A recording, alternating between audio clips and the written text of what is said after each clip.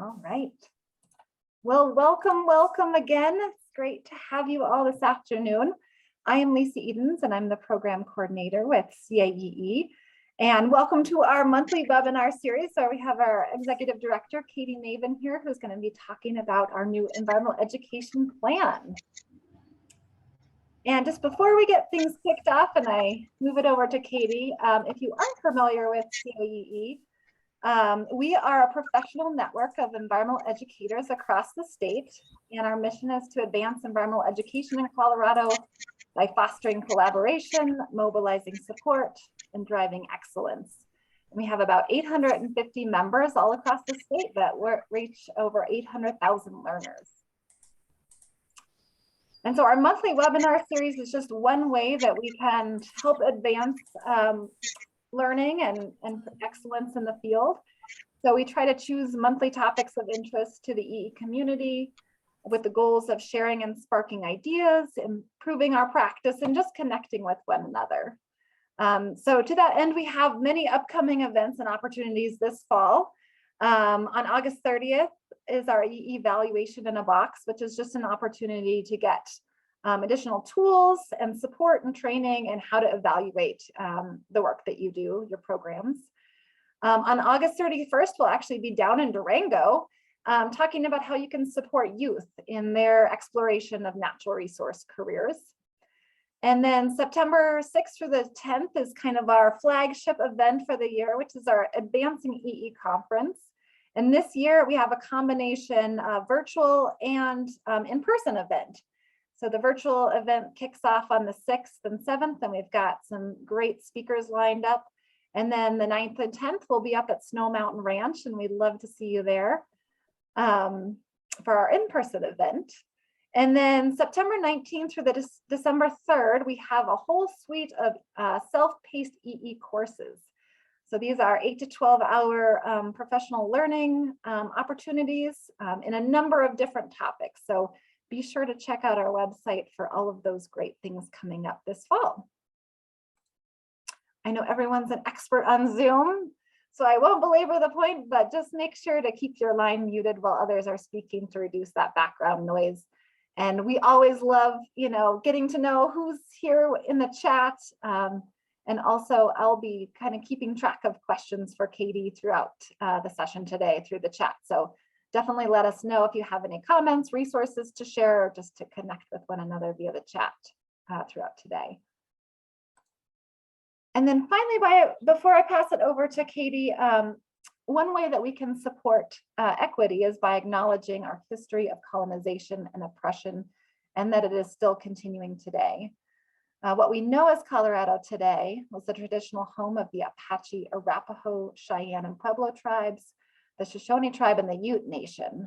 And for more than 500 years, Native communities have demonstrated resilience in the face of losing their lands and still remain at the forefront of building a just and sustainable future for our planet. So we just wanted to take a minute to acknowledge that history. All right, and I will pass it over to our executive, Katie Navin, our executive director, Katie Navin, and to introduce herself. Thanks, Lisa, and great to see everyone. And I'm super excited to be chatting about the new Colorado Environmental Education Plan. And we've been working on this revision for 2 years, so super excited to have it launching and out in the world. So I'm going to share my screen here. And hopefully everyone can see that. And we'll just jump in and get started. My plan for today is to kind of do an overview of what's in the plan, which might be repeat for some of you. It might be totally new information too. And then really talk about kind of some of the first steps for implementation and how we could use your help spreading the word about this great resource. So the first thing I will say, kind of one of the philosophies behind the plan, is that these experiences, when we're talking about outdoor and environmental learning, they're really like these charging stations that power up learning and enhance skills that will help students, whether they're in the classroom, out of the classroom, all of the above. And we know this happens in so many different ways. And our hope is to really capture that broad expanse of what outdoor and environmental learning looks like in the plan, which maybe we did, maybe we could do that even better. But know that really the goals in the plan are big and broad to capture kind of all the different things that we can be thinking about and strategies that we can be using across the state. And sorry, Katie, just to jump in, are folks seeing your screen? I got a message that somebody wasn't seeing your screen. Everyone else is seeing your screen okay? Yep, it says is and is not. Okay, perfect. Thank you. Just wanted to confirm. Great, awesome. So what is the Colorado EE plan? Some of you may be very familiar with it. The first edition came out in 2012, and it was really spearheaded by national legislation that basically was hoping to be passed to provide federal funding to states that had one of these environmental literacy plans. And the plan was meant to have include a connection to the State Department of Education, include state standards that relate to EE, assessment that relates to EE, professional development that relates to EE, and graduation requirements that relate to EE. And so this was really, how do we build this infrastructure? And let's create a plan to build an infrastructure to make sure all of those things are part of what we have in the state.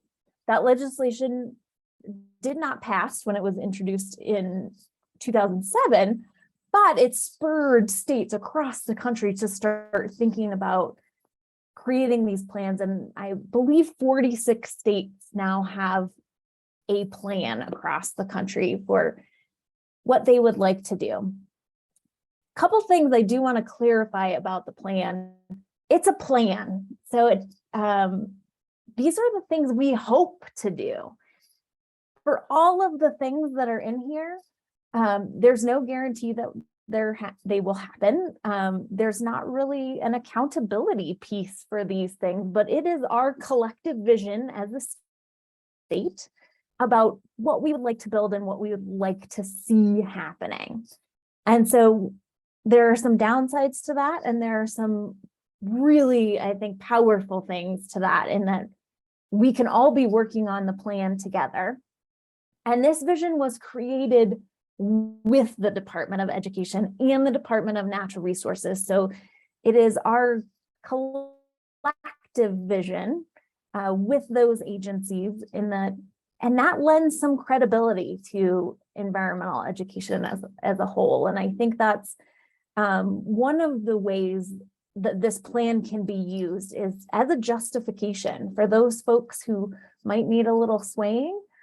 This is something that the Department of Education has said, yes, this is important, it's good, we should be doing it in our schools, and here's all the things that we would like to do more of it. It is not, like I said, a guarantee that these things are going to happen. It doesn't have a dedicated funding stream to it. And so that's actually one of the strategies, is we actually really need to think strategically about how we develop funds to implement this plan.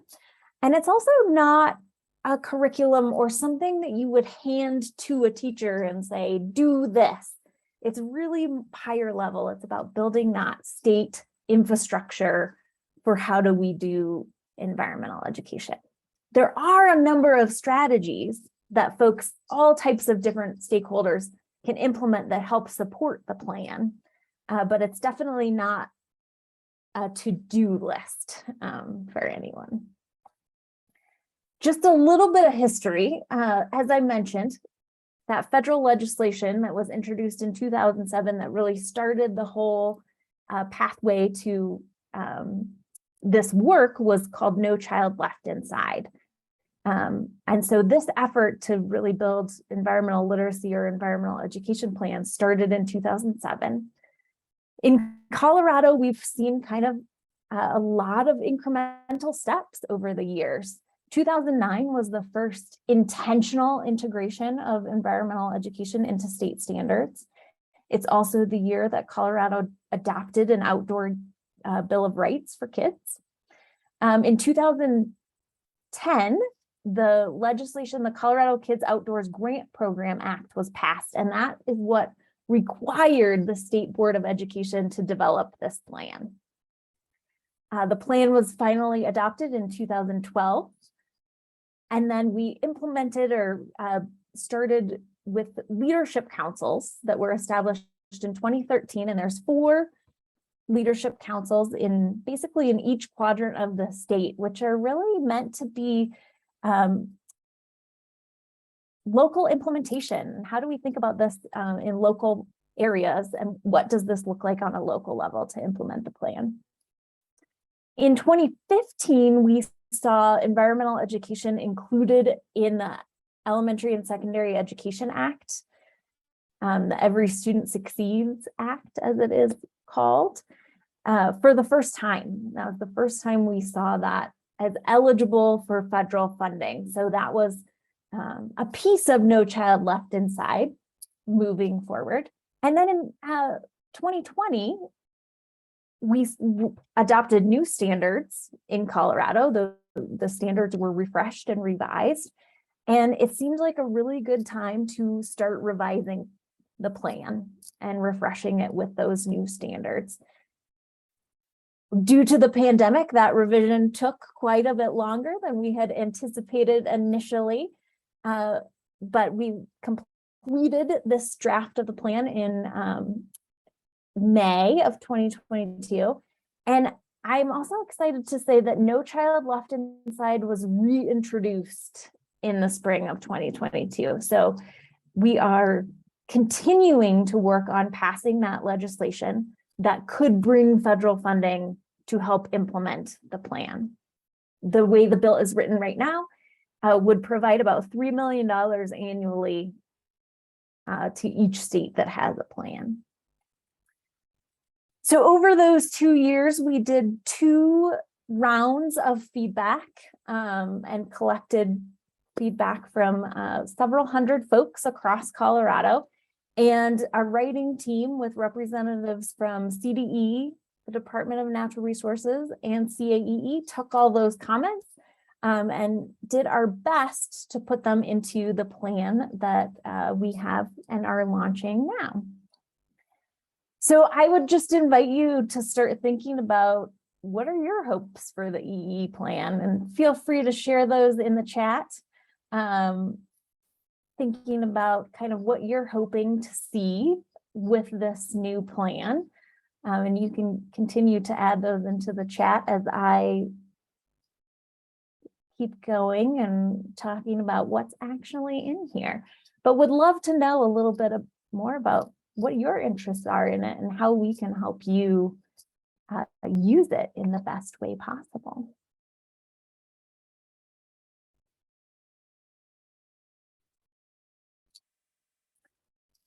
So feel free to keep adding to the chat, but in interest of time, I'm gonna keep kind of plugging through here.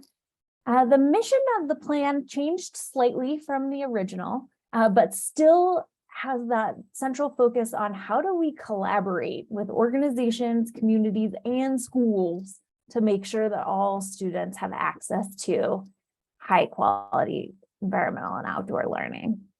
And our vision is really that through these outdoor and environmental learning experiences, all pre-K through 12 students are engaged in understanding, analyzing, and taking informed action on environmental challenges and conservation within Colorado, the United States, and the world. One new addition to the plan is some guiding principles that are kind of threaded throughout and really speak to, I think, some of the philosophy behind the plan. We want this to be a collaborative and unified approach, and we know it's going to take everyone to help us to get these strategies accomplished in the state. We know we need this to be sustainable, and we need to be able to scale these systems. Almost everything we're talking about in the plan is happening somewhere in Colorado. It's just not happening everywhere for every student.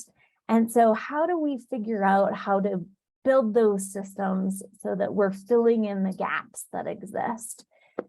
And part of this is having dedicated and sustained funding. We can do more environmental learning when we have the funding to do that. And so how do we really think strategically about bringing larger dollars to the field? Of course, we want a commitment to quality and know that the environmental learning that is happening is high quality. Again, speaking to the variety of learning experiences, that this happens in so many different ways. And environmental learning can look really different, happen in different places and different contexts, and it's all still building towards these common goals. And we believe that all students benefit from culturally responsive learning experiences, and we want to make sure that that is threaded throughout all of our work throughout the state. So I'm going to run through the 4 big goals very quickly, and I know this is a lot of information, but just want to give a quick overview. The first goal is really around collaboration, and how do we strengthen collaboration between all of the players and make sure that schools are talking to non-formal organizations, are talking to state agencies, and we're really working together on this. And this strategy, or this goal in particular, runs the gamut and has quite a few different aspects to it. It's bringing people together to have these conversations. It's thinking about utilizing common measurement tools and how do we evaluate this work. As we talked about in the guiding principles, how do we have a coordinated strategy for funding? And then the second one listed there is one of my favorite pieces in the plan. How do we help schools and districts develop their own implementation plan? Something that makes sense for that school, for that district, that they can implement themselves, which I think if every school in Colorado or every district had their own environmental education plan, that would be, I could die happy, I think. Then finally, how do we create formal and informal pathways for environmental learning to happen? So we know this doesn't all happen in schools. After school programs, community programs are a part of this. And how do we kind of create and link those different pathways? Again, you'll notice these are really high level, and many people may be working on these different strategies at different levels, and that is great and what we're hoping to see. Goal 2 is all around providing professional development in outdoor and environmental learning. In order to do that, we need to understand what the gaps are and what professional development is out there and how accessible it is. We need to increase both formal and informal educators' knowledge. And then we need to provide professional development opportunities that leverage local knowledge, local practices, and Indigenous ways of knowing. Goal 3, this one is a really big goal. Improve statewide access to environmental education experiences for all students. So the 3 strategies are really about identifying barriers and reducing those barriers to outdoor and environmental learning, increasing awareness of the benefits of outdoor and environmental learning, and then improving access to equitable and culturally relevant learning experiences that are aligned to Colorado academic standards. And then finally, goal 4 is brand new. This was not something that was included in the previous plan, but it's really about thinking about how environmental literacy can inform your careers, whether that is a career in the environmental field or in any field. What knowledge do you bring as an environmentally literate citizen that can help support career development? Couple really fun things, I think, in this goal. Again, we want to identify barriers in terms of pursuing careers in environmental and natural resource fields. We want to identify pathways and connections with Colorado's career and technical education plan that's already existing. How do we create some linkages there? We want to educate career influencers about opportunities, increase awareness of those career pathways, create a work-based learning toolkit to support organizations in creating work-based learning. And then another one of my favorites is to develop guidelines to support a local environmental literacy diploma endorsement. So students could graduate from high school with an endorsement if they took a series of coursework for environmental literacy. Would be super exciting. Hopefully, as you read through those goals, you can see some things where you're like, oh, already supporting this in ways X, Y, and Z. And we want to see all of those things continue. And I think one of our goals is to develop ways to share those things that are already happening so we can share stories and so that those can be replicated in other places. Because again, we know these things are happening. They're just not happening everywhere for all students. And how do we build that infrastructure? When you open up the plan and take a look at it, it's organized with each goal and those strategies. And then for each goal, there is a list of recommended actions that break those strategies into smaller pieces based on different stakeholders. So if you are a parent, you can think about what are some actions that I can take as a parent to support this. If I'm a student, what are some actions I can take? Of course, we included non-formal EE providers in there as well as several other stakeholders. So we're hoping that that addition to the plan really helps folks see where they can fit in and how they can support some of those bigger, higher level strategies. So I want to talk a little bit about kind of the first steps to implementing the plan and some of the things that we're looking at doing. And so there's really three big pieces.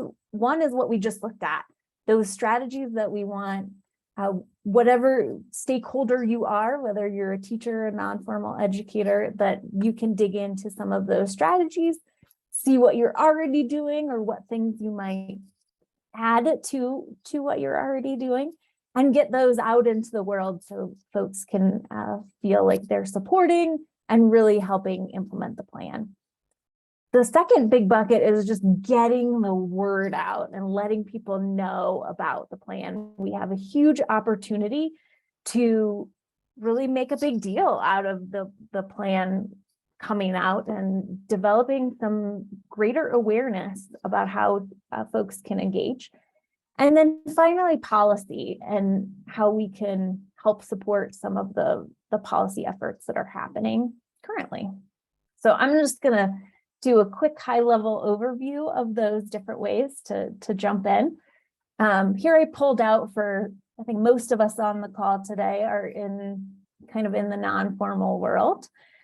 So these are just a few examples of strategies that you might be able to implement to help support the plan, or you might already be doing. Things like, whoops, sorry about that.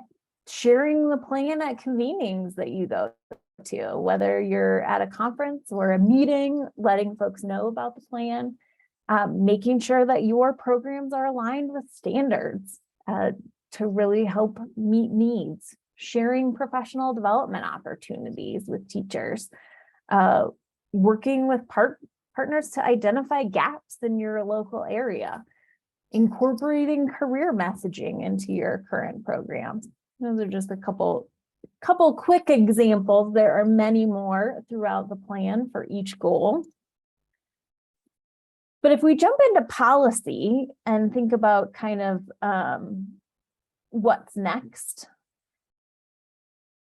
really thinking about how do we support No Child Left Inside, and how do we help move that bill forward. It's been moving pretty slowly right now.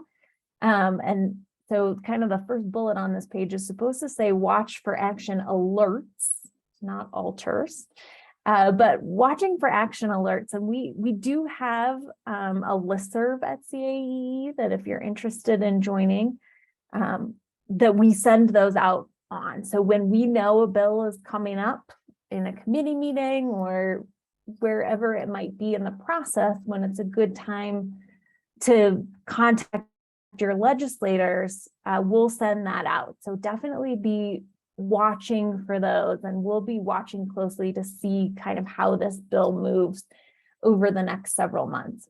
Now is a great time to contact senators and representatives and say, hey, did you know this plan exists? This legislation was introduced, and this is what we are already doing to move this forward. And it's a great opportunity for you to share a little bit about your work with your local representatives and senators, get the work you're doing on their radar, and put the plan and the policy on their radar as something that they should be watching out for. Hopefully, we will also be working on opportunities to support state level policy. In this earlier this year, or I guess it was late last year, we were really working on the LEAP program, which was a program for help fund out of school time learning experiences that environmental education would have been eligible for. And we're expecting that to be rerun as a ballot initiative in the coming year. And so watching for those opportunities to support state level policy is really, really important. In September, we'll be sharing a press release about the plan, and we would love for you to adapt that and send it to your local media outlets to let them know about the work you're doing and how that connects back to the plan. And we think that will be a really powerful way to put it on folks' radar and get the word out about the great work that you are all doing. So stay tuned and watch for that sample press release or create your own. But we would love to see folks talking about this as much as possible. Another thing that we are is kind of our first step in implementation is we're going to be doing a landscape analysis of what's already happening in Colorado, what outdoor and environmental learning is out there, and where are the gaps, so that we can identify some of those gaps and barriers to access and get some of that information that was in the strategies in the plan, identifying some of those gaps. We want to use this landscape analysis to develop recommendations and next steps. And our hope is that this will become another opportunity to talk to funders, to share data with key stakeholders, school districts, whoever it might be, to really work on filling those gaps and bringing some funding to do that. Phase 1 of this landscape analysis is really going to be focused on non-formal providers and what opportunities are available. And phase 2 will collect some more data about what's happening in schools. And part of the reason we want to do that is we want to have really comprehensive set of information to share with those formal educators about what's out there for them when we reach out to them for information. We are modeling this effort after a landscape analysis that was just done in the Southeast with several different states. And so in terms of the types of data collected, we're going to be collecting both organizational data and program data. Organizational data will include things like, are you a nonprofit, government agency? So we get a scope of kind of the different ways that EE is happening. We'll want to look at service area and think about where the gaps are and where folks are not being served with environmental and outdoor learning opportunities. We want to know a little bit more about what people are calling this work. Are they calling environmental education? Are they calling it science education? What terms are folks using? We want to know a little bit about, do our environmental and outdoor learning organizations represent the communities they serve, and learn a little bit more about the demographics of their staff and board. What are folks' budgets like? What does that look like? We also want to know what starting salary information is, so we can share that out and really think about how to ensure that this is a field that people can stay in, and make sure that we can be thinking about how do we support our environmental educators. On the program level data, we want to know everything from what are the themes of your programs, what audiences are you serving, what type of program is it, after school, field trip, etc. Where is the program happening, in school, out of school, length of program, evaluation practices, academic standards. That's just a very quick summary of the base of what we'll be collecting. And you can see this is from the landscape analysis that we're modeling it after. What will be created is a dashboard where you can pull up graphs and see trends across the state for, what programs are being offered, where there might be gaps. You can see geographically where there might be gaps in programs offered, things like that. We'll also have an organizational record for folks. This will not pull up, this will only pull up information in terms of like your website, where to find you, where you do programming, that sort of thing. But it'll be searchable so folks can find you. And then there'll be program records where you can share what types of programs that you have, and folks can search and look at that. And then the last piece that will be a part of this is this climate equity and education map. And so you can see on the left-hand side, there are a number of filters where you can add layers to the map. So on the map right now, the orange dots are where the non-formal EE organizations are located. You can add schools to the list to see what schools have been around you. And right now I have, I think the blue is flood risk. So you can see a little bit about environmental conditions of the students that you're serving. You can add in what does supermarket access look like? What are power plants are around? There are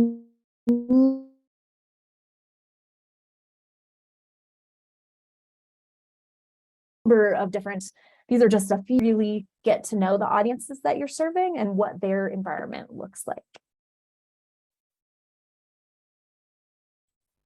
So I'm gonna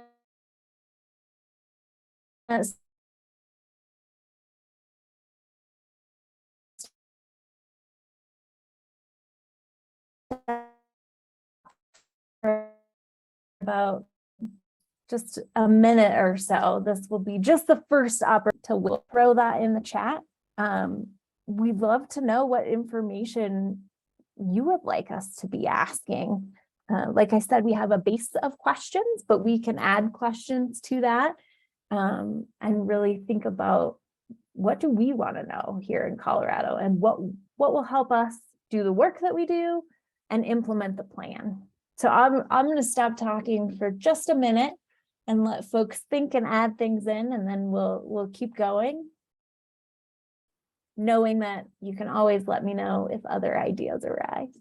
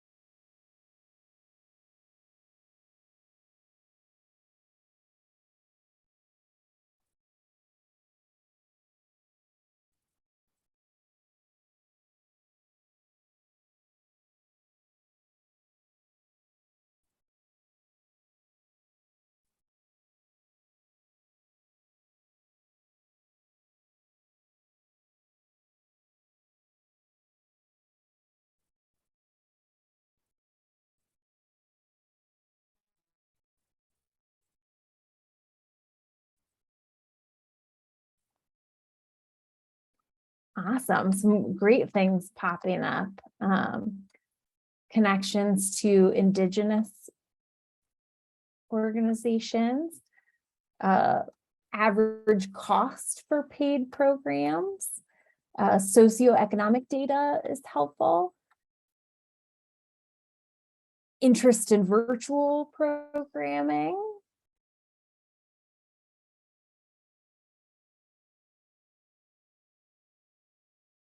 Connections between resource extraction and EE opportunities, cost of living.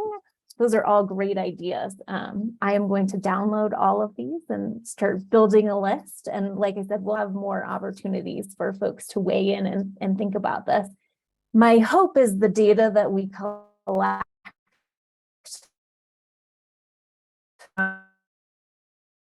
this landscape analysis, build some strategies to fill some of the gaps that we see, and really think about how do we be strategic about that and get funding to the places that need it. Awesome. Feel free to keep adding in. Loving all the ideas that are coming up. The next piece in terms of getting the word out is a national campaign called Outside for 5. And this is going to be starting in September. And like I said, this is a national campaign, so it's not specifically based on the plan, but I think it's a great way to connect with teachers and get them connected to the plan right away. Nationally, we are part of a small team that is putting this together, and we actually had the opportunity to work with a PR company to put some of this information together, which is great. They will be both helping generate toolkits for us to share out that will have social media posts, newsletter blurbs, all of those types of things that you can share.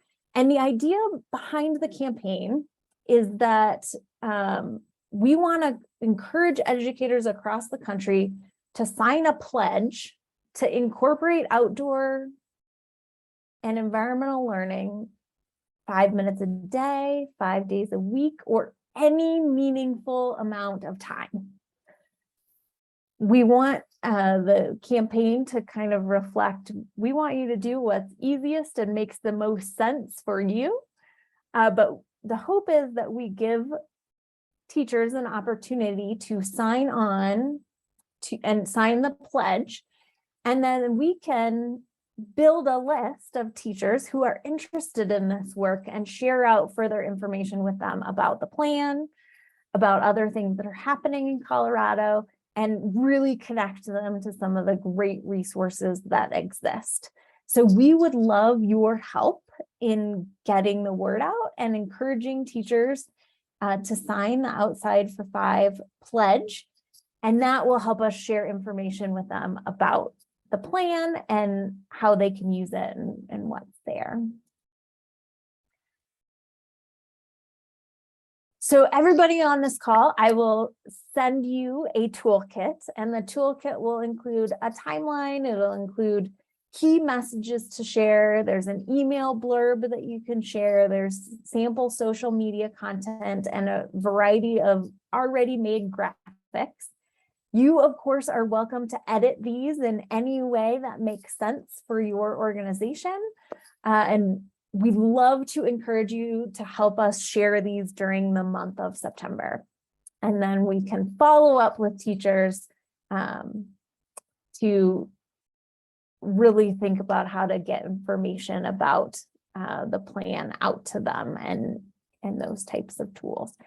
And I will include, Sarah, you mentioned a toolkit. That's what we need for the new SEEP. So I will include social media messages and key messages you can share about the plan, or how you can edit those national messages to share this information.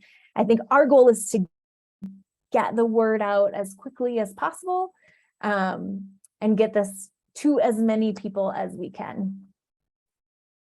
And Sarah, you asked, and yet teachers are not the audience for the SEEP, correct?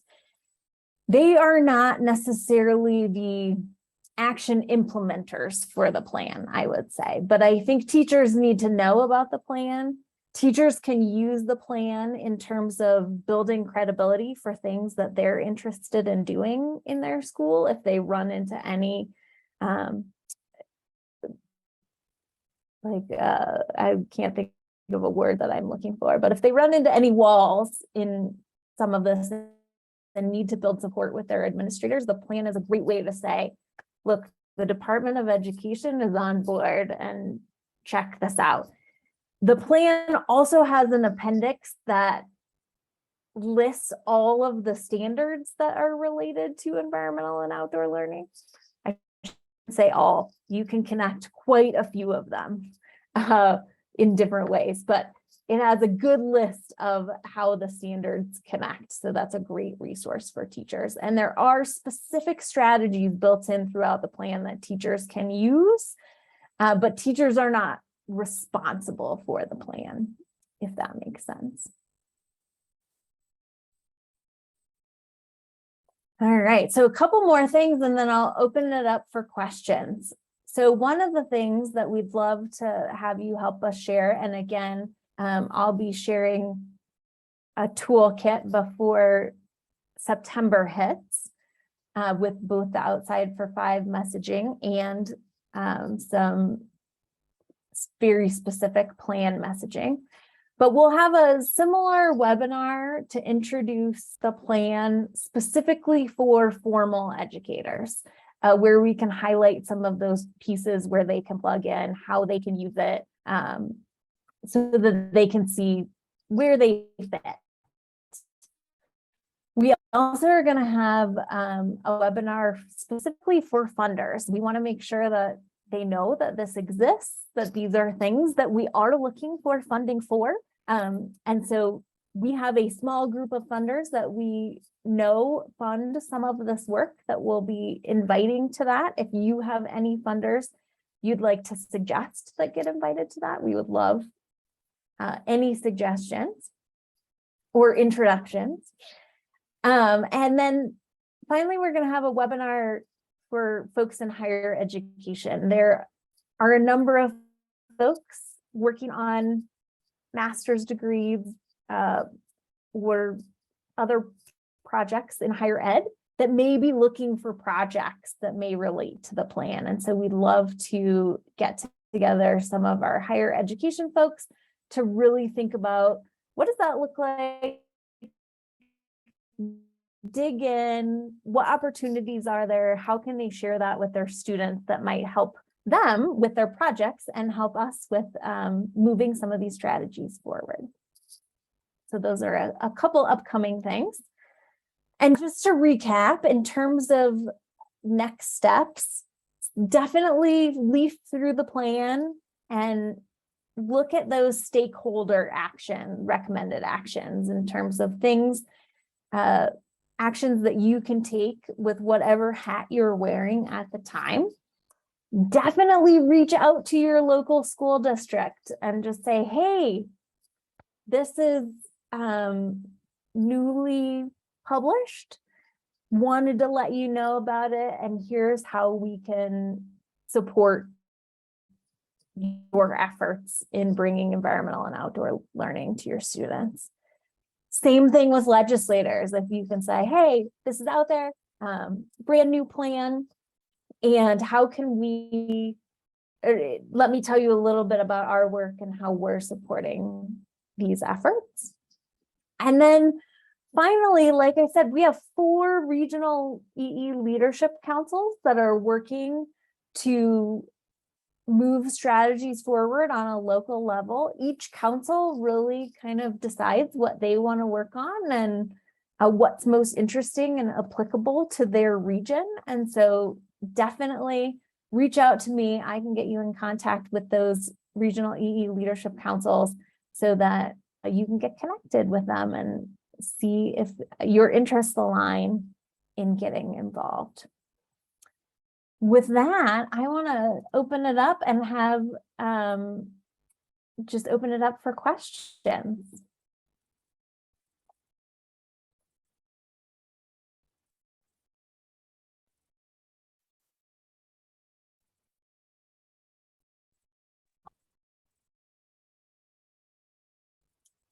Lisa, did you see any come through on the chat that I missed? Let me go back. There was one, I think. Sarah had. Katie, this is Jeremy from Mountain Studies Institute. I'm just curious how you're planning on sharing the toolkit, if you plan on putting that on the website or I do, yes. Google Drive. Okay. We'll put it on the website. We'll send out an email to everyone on this call or webinar. So make sure you'll get it directly as well. Oh, here it is, Katie. Yeah, Sarah had said, are there any examples from the Southeast on how they're leveraging the data from their dashboard and the study that the landscape analysis they did for securing long-term funding for EE? Such a great question.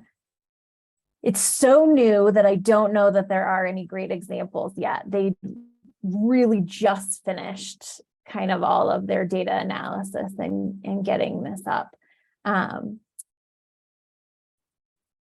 But I will keep you posted as those examples come out. I know that each state is working on it differently because they did it at a regional level. But it's really, really new. So I think they're just launching into that phase right now. I guess as a follow-up question is just to think about many of us in this circle right here have been a part of these things for a long time. And there's been a lot of these types of whatever we call them, data gap analysis. I mean, every year it seems like there's another one. And I would just wonder what the carrot will be to get more participation in providing data than in previous, because I think that's been one of the challenges is having folks not contribute their information because for lots of different reasons. And so do we have a better strategy for that? Well, I think we do have a little bit of funding to provide some incentives in terms of drawings and things like that. So hopefully that might provide a little bit of a carrot. I think we're also going to really think about a phased approach to how we collect data. So we'll do kind of an initial call and see who responds in that first call, and then have several follow-up phases where we are using the knowledge of the regional councils and saying, okay, who are we missing? Let's do individual outreach to those folks and make sure that they can be included.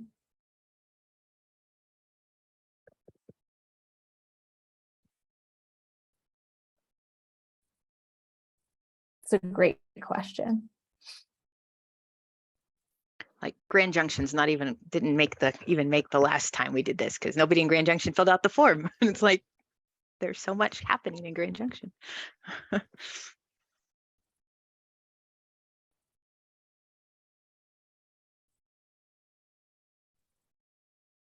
Katie Rose had a question. Will the toolkit include a version of the presentation you just used in this webinar?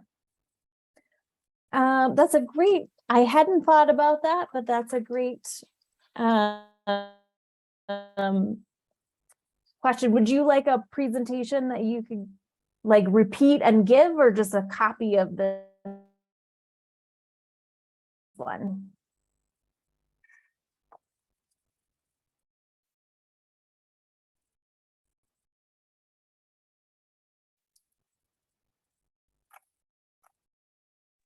Oops, I'm scrolling here instead of moving my people up and down. This is Jolene. I'm just going to speak on behalf of Rose. She said one we could use. I just saw that come through. But I think we all do different presentations and have different opportunities where we're exposed to teachers that we could, easily just, little 3-minute share. And if it's something we can add to our current presentation through a quick PowerPoint, that would really, I think, help us all, give us a good springboard and make sure that we're all kind of speaking the same language on this. Awesome. I'll do both. I will send out a follow-up to this webinar that just has a copy of this presentation in it, just in case you're looking back and want to refer to anything. And then this one was kind of a little tailored towards non-formal educators. So I will make it a little more generic and include that in the toolkit.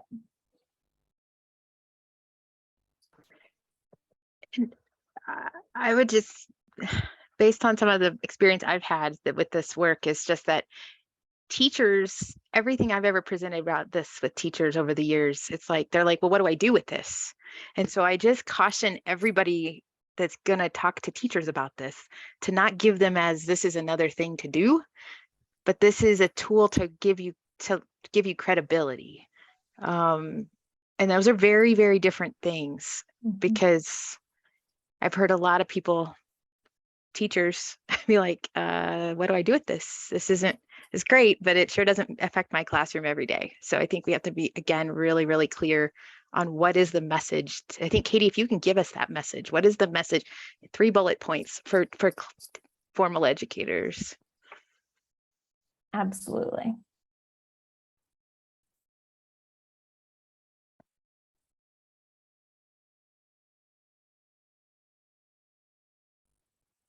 Awesome. Well, very cool. Thanks so much for joining us today. Feel free to reach out to me individually to chat more and think about, what kinds of needs you have individually at your organization. Always happy to take suggestions or for what would be most useful for us to put together.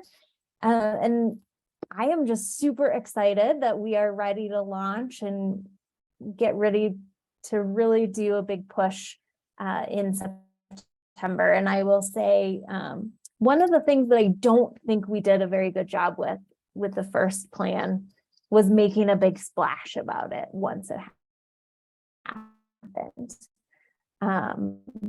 outside of our community. And I think we can get more attention around it. And so any support that you can help us with in doing that will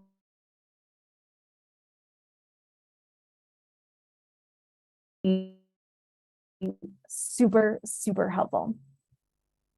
So thanks so much. I'm going to give you a few minutes back to your day, and I'm sure we will be chatting soon.